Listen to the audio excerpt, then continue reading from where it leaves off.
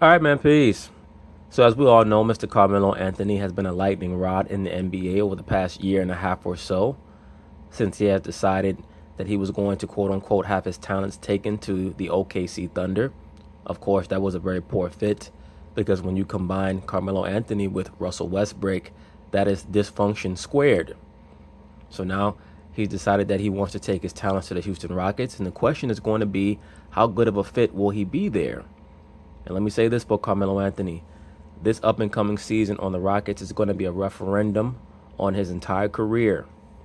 So I hope that he's aware of what he's doing, because he's no longer the 25-year-old ball player who you can give the rock to in a half-court set and count on him to give you 30 points, even though he still wants to be treated in that way.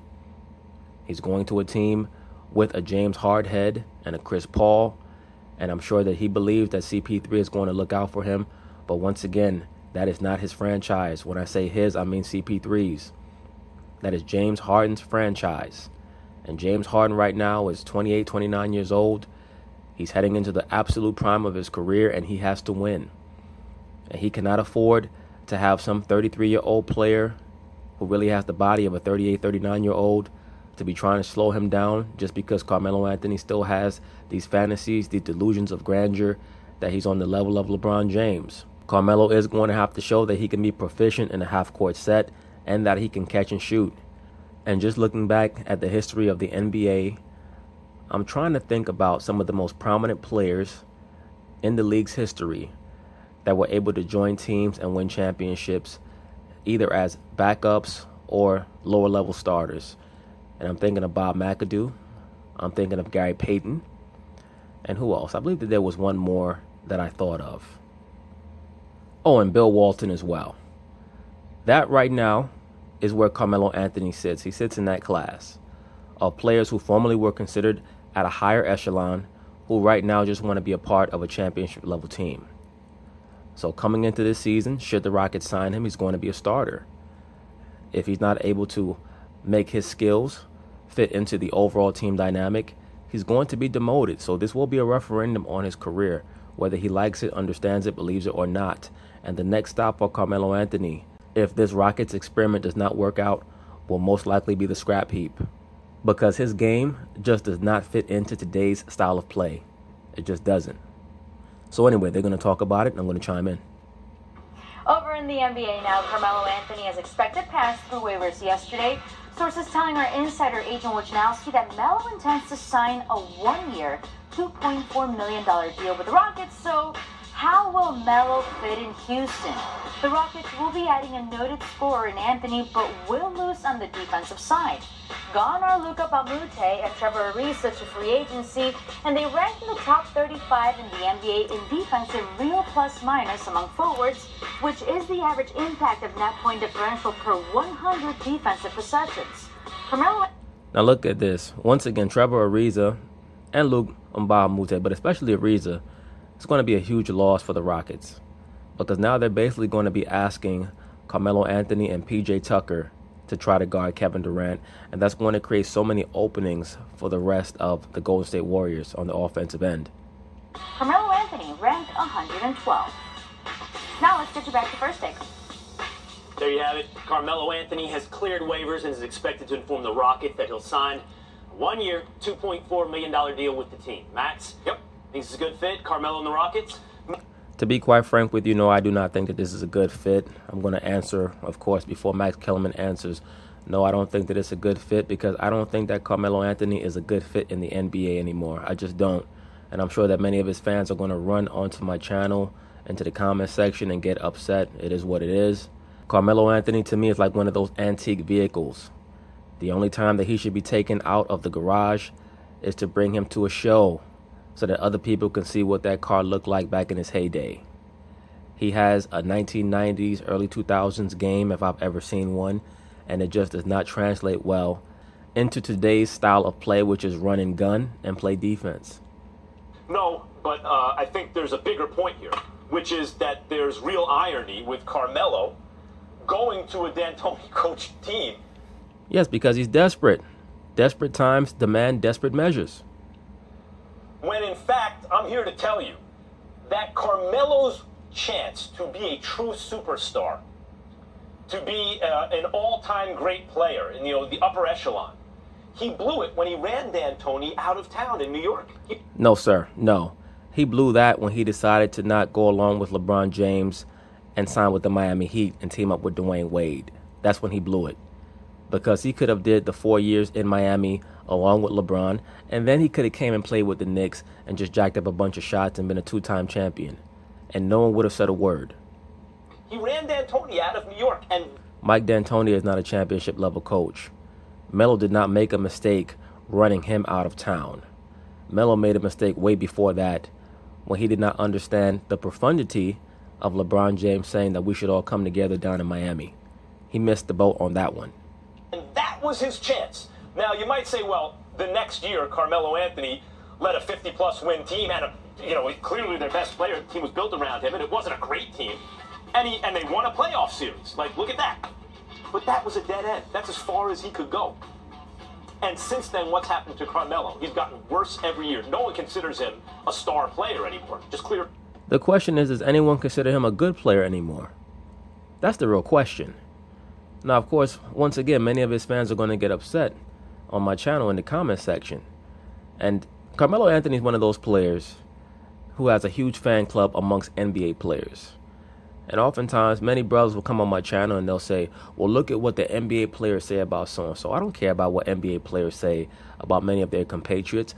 Look at what their voting record is in regards to the All-Star game when the players were finally given the opportunity to vote on who should appear in the All-Star game. That should show you right there how seriously you should take NBA players. Most NBA players from top to bottom on every roster, they all think that they're Michael Jordan. And the only thing stopping them from being Michael Jordan or Kobe Bryant is playing time. So I don't particularly take what too many NBA players say seriously, and they tend to prefer players that have a me-first, ball-jacker, alpha male style in the half court. Cleared waivers. If he was a star player, you wouldn't clear waivers. Look, the fact is that the league was changing out from under Carmelo Anthony's feet. And when he was on Team USA and they were getting up and down, he was sometimes the offensive focal point. He showed he was capable in playing an up-tempo style. Once again, this Olympic Melo fallacy. It's very easy for Carmelo Anthony to look good when he's playing with LeBron James, Kobe Bryant, and Chris Paul, and Kevin Durant all out there on the floor with him at the same time. Basically, they ask Carmelo Anthony to make wide-open 18-footers.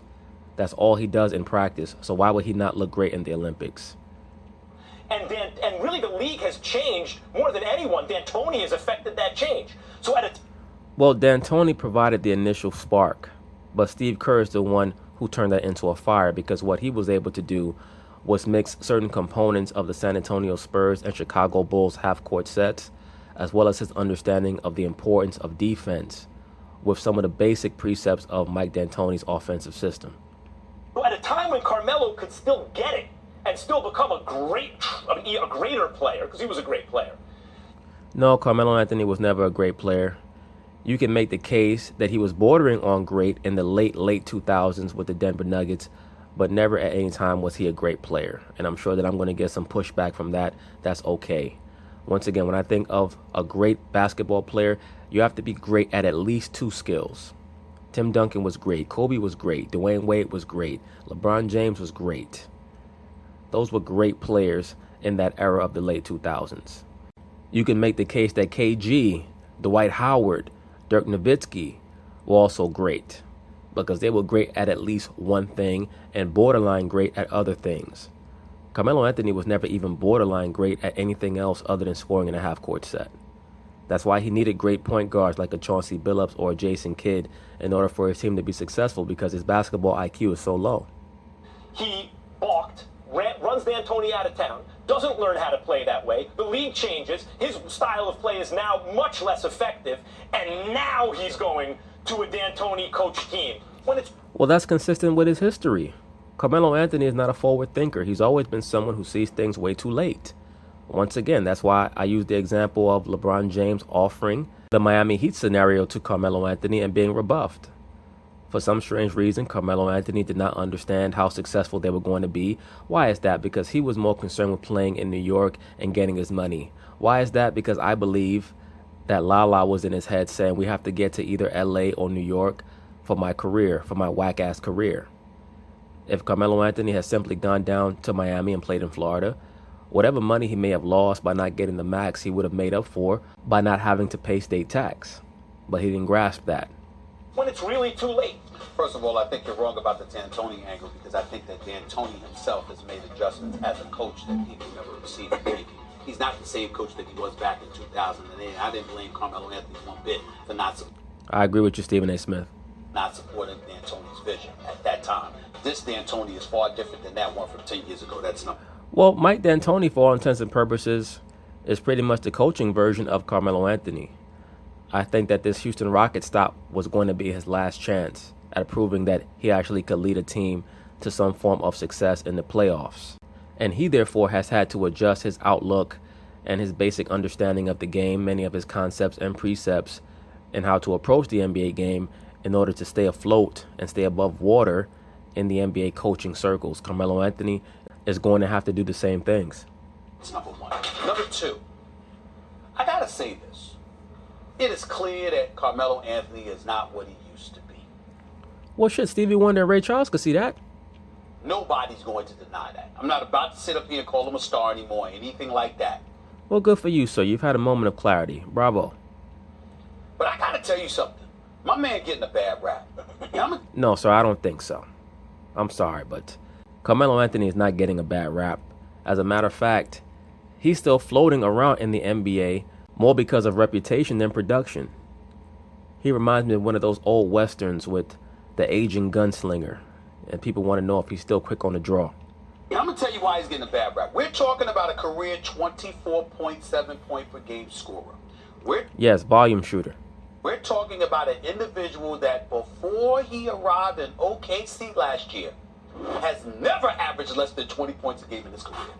Right, but is that just because he was a great scorer or because he had a perpetual green light? And that's something that people truly have to evaluate. I always say, when you're looking at a scorer who's shooting 45% or a little bit under that, anywhere from about 44 to 45%, and he's averaging over 25 points per game, is he truly a great scorer, or is he more of a shot jacker, or is there a mix of the two? And he has the potential to be a great scorer, but he just makes bad decisions with the basketball because he's given too much of a green light.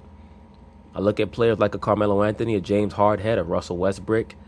Those are the guys I think about when I think about shot jackers, ball jackers. They just shoot the basketball because their coach is too intimidated of them and of their star power and their name to tell them, you know what, why don't you move the ball a little bit more so that you can get better shots.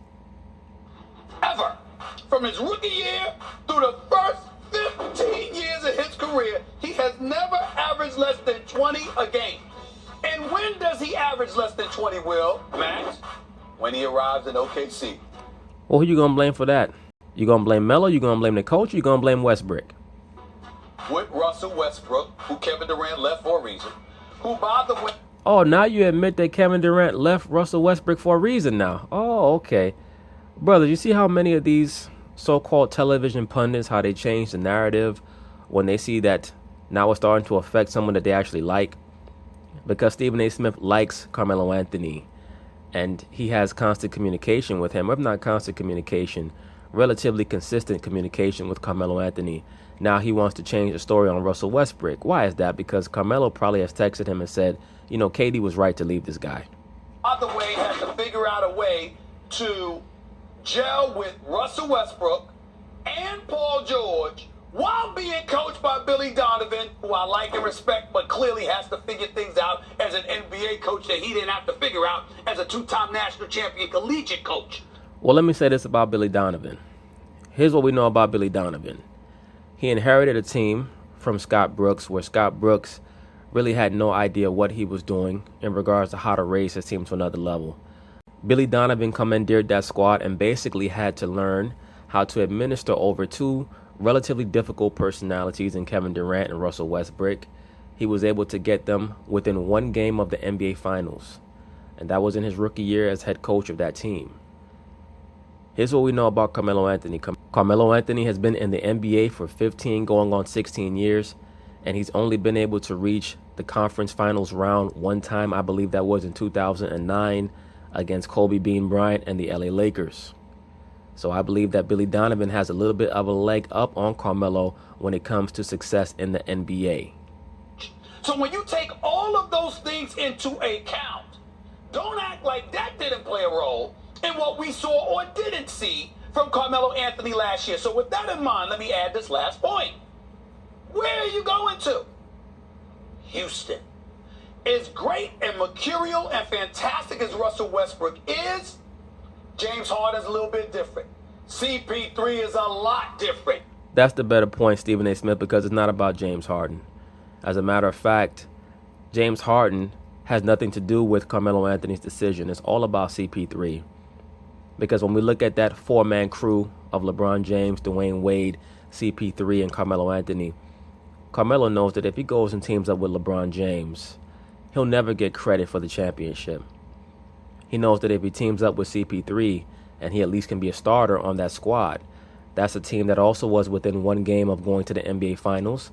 CP3 also does not have a championship, so it's something that they can do together. And if he wins the championship, he'll get a certain degree of credit for it. He won't be considered a lead guy, but he's not going to be like a Gary Payton coming off the bench, hitting one major jump shot in the series to win a game, but nobody really remembers that Gary Payton won a championship in 2006. Nobody looks at Gary and considers him a champion.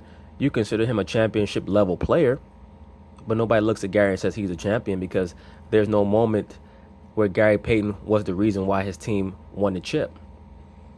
And Carmelo Anthony does not want to be a part of that. That's why I likened his potential categorization to a Bob McAdoo, a Bill Walton, and eventually a Gary Payton if he's forced to come off the bench for a championship level team. So this is a very big year for Carmelo Anthony. Great. And when we talk about facilitating things in such a fashion that makes guys look better, I definitely think playing with CP3, one of the great point guards this game has ever seen, I definitely think that is a step in the right direction. I predict that Carmelo Anthony not only will have a better year, but he'll certainly be an upgrade offensively from what Trevor Ariza was. I don't know about that, sir. I truly don't. I think that it's going to be closer than you think.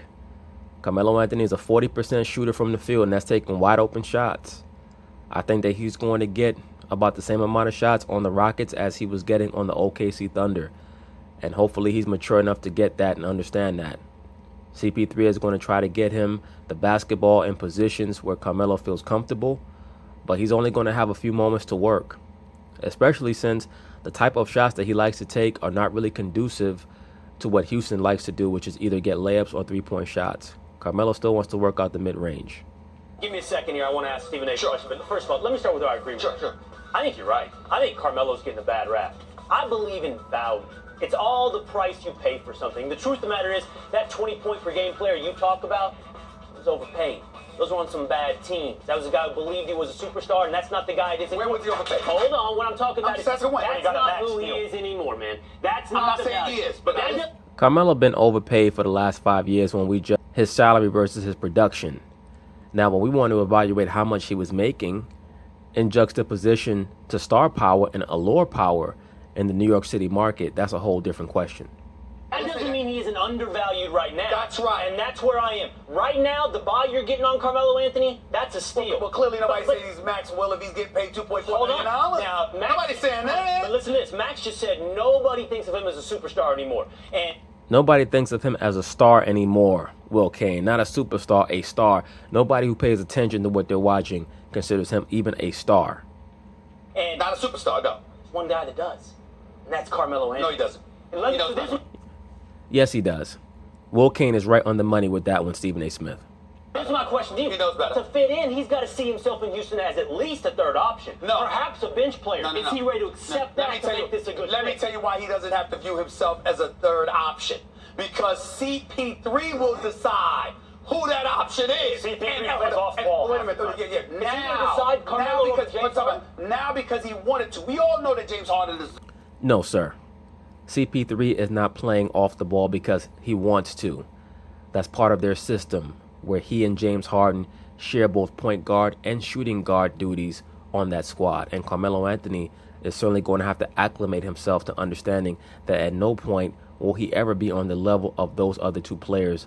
Once again, brothers, watch for a possible rift between Carmelo Anthony and James Harden. I think that Carmelo and CP3 will be good. I think that CP3 and James Harden will be good. But I think that there could be some issues between Carmelo Anthony and James Harden. To start. We all know that CP3 was looking forward to going to Houston because he wanted to play some off ball because he got tired of having the ball this. That means James Harden can play the point for you with CP3 on the floor. Absolutely. So what makes you think that James Harden is going to be as invested in making sure that Carmelo Anthony gets to shine as CP3 will be? But what I'm saying to you is that CP3 is the kind of guy, and James Harden, the point guard, not the off guard, the point guard, when he's playing the point guard, those two are trusted enough by the people they play with that you ain't fazed by that. You guys are missing the point. I agree he's undervalued because you can get him for peanuts now, and he has a meticulously developed offensive skill set. You know, he in terms of scoring the ball. You're acting like he's Liam Neeson's character in Taken. He can do it from anywhere. As an ISO scorer, he's one of the best who ever lived, and he can still do a lot of that. Well, in the half court on the elbow, he's one of the better players to have ever come through the NBA. I won't say one of the best who ever lived. I will say he's one of the better players who's come through the NBA in an ISO situation on the elbow, especially when he gets hot. That's valuable. He's a bad defender. He's a bad defender. Not bad. He's terrible. At multiple positions. He is an ISO scorer, and when I say he blew his chance to truly be a superstar with D'Antoni, what I mean is in a system where the ball would have moved much more. He could apply those skills in a way in which the modern NBA has developed. But as a ball stopper, which people accused him of at the time, Ain't gonna happen in Houston. Not with CP3. I agree. I think he's better than nothing. He's better than another guy you might have brought in there right now. He's better offensively than Trevor Ariza. But not a better overall player. He's barely better than Trevor Ariza offensively, Stephen A. Smith. Barely, sir. And not for Houston. And my point is, had he embraced the change, I'm not saying it's an easy thing to do. I'm not saying I'd have done it if I were him, but had he embraced D'Antoni's system, had he taken a leap of faith, he would be much better served in his career than what I don't think so, Max Kellerman. I think that Carmelo Anthony understood that Mike D'Antoni had no precedent to establish that his system could be successful in the playoffs. Even with those very good Phoenix Suns teams in the mid to late 2000s, they'd always came up short. And that's with a system that revolved around Steve Nash. Carmelo's mentality was, why are we putting the ball so much in the point guard's hands when we don't have Steve Nash on this team? That's one thing that I will say about Carmelo. He's shown that he's willing to divest control of the team over to a point guard as long as that point guard is elite. And that's a Jason Kidd, that's a Chauncey Billups, and that will be a CP3. But Carmelo was not willing to put all his trust into a Jeremy Lin. I think you're so well positioned to answer this, and this is what I'm getting at. This can be a good fit. This can be a great value in Houston if Carmelo can accept the role. And I'm telling you he can. And he's never done it. And I'm telling you he's never done it in the past. And I'm telling you he never played with CP3 before. See, this is the key. I'm not sitting there I'm not looking at Melo in a vacuum. I'm looking at Melo with CP3, who, by the way, one of his best friends in the world. This is why, because Melo, listen, bottom line is you're looking at LeBron, looking at CP3. It's a no-brainer. He want to be with CP3. And that's something that we can't ignore. And also, if you want to indict Carmelo Anthony, let's indict him. Let's indict him on this level. Let's indict him on the fact that he can't guard his lunch. Let's indict him on the fact that the man can't guard a statue. Let's indict him on that shit. Could you never bring this up? Drafted in the same draft as LeBron James, 9 NBA Finals, okay? 8 NBA Finals, okay? 3 championships. 9 NBA Finals, 3 championships, okay? Melo has never played in an NBA Finals. Drafted in the same draft as Dwayne Wade. 5 NBA Finals, 3 titles. Drafted in the same draft as Chris Bosh. Drafted before D. Wade and Chris Bosh, right before them. But Well, let me say this about Carmelo Anthony, and I'm sure that he will respond in like manner. He would say, well, I've never gotten the opportunity to play with teammates on the level of the teammates that LeBron James and Dwayne Wade have played with. I never had a Shaq come to my team in my second year in the league. I didn't up and leave and go to Miami with LeBron to join a D. Wade and then go back to a Cleveland and join a Kyrie Irving and a Kevin Love. That's what Carmelo Anthony would say. And Part of it is just bad luck because the Pistons really should have drafted him, and he would have went to the finals his first year. He would have went to the finals his first 2 years had the Pistons drafted him like they should have. But the Pistons feel like they had a glut at the small forward position already, and most likely maybe they felt that Carmelo did not fit into their overall team schematics. But they should have drafted him anyway because you always take the best player in the draft. You really shouldn't draft for a position per se. You should take the best player. But the Pistons didn't take him. And I think that down the line, that's one of the reasons why Joe Dumars ended up getting let go. But other than that, had Carmelo had the foresight to leave Denver and follow LeBron down to Miami, he would have had 2 chips. No doubt about it. And maybe even more than that, because Carmelo may have been able to save the day in 2011 when the chosen one turned into the frozen one, as Skip Bayless says, how LeBron James froze up. Maybe if Carmelo was there, he would have been able to commandeer the basketball and provide that scoring punch that LeBron James couldn't, because we all know Chris Bosh is not a pure scorer. Chris Bosh is a player who can give you 20, 21 a game on a bad team. But on a good team, he's not going to give you that. What I'm saying to you is this. Carmelo Anthony, when I look at him, I'm not saying he never goes to the gym. I'm saying it don't look like it. Well, Melo does not have those great genetics for his muscles or his vascularity to show. And could it also be that he's not on the same shit that his homeboys were on the banana boat? Who knows? Allegedly. Commitment to his physicality. Right. Is the indictment. I think he'll get in better shape in Houston. I think he's going to have to. Yeah, he's going to have Chris to. Paul does know how to deploy Carmelo offensively. He did it on Team USA. Carmelo was oftentimes the focal point of the offense, and he was great getting up and down and playing at a fast pace and being dominant offensively. They're going to have to hope that Chris Paul can still do that when he plays off the ball. Like, a lot of his scoring comes off the ball. My last statement is very, very simple. Well, before you make that statement, let me say this about Carmelo Anthony and his conditioning. Some people just don't get it. You have certain players who come through the NBA and they just don't get it. Shaquille O'Neal was like that. But because he was so gargantuan, he was able to get away with the fact that he was not the most well-conditioned super athlete and still be dominant. Carmelo's not big enough to get away with not being in non-pareil conditioning. Because what you'll find in most of the all-time great natural athletes that have come through the NBA is that their conditioning is on a level where they can exert great effort both on the offensive and the defensive end. And Carmelo just is not that guy. I don't know of any quality player in the history of Chris Paul's career that were ever worse with him. Chris Paul is a quintessential, prototypical, superb point guard, and Melo will be better because of him. And he showed it this. Well, he's right there. I will put Chris Paul right on par with a John Stockton. I have to give Stockton the edge, of course, because Stockton was able to be an integral part of a team that got to back-to-back finals appearances. Chris Paul's yet to even get to the finals. So, if Chris Paul's able to get to back-to-back finals, then I'll have to reconsider the hierarchy of putting John Stockton over Chris Paul. Put it this way. We will see if the Houston Rockets will be better because of Carmelo Anthony. Well, they got LeBron to run into now, not just Golden State.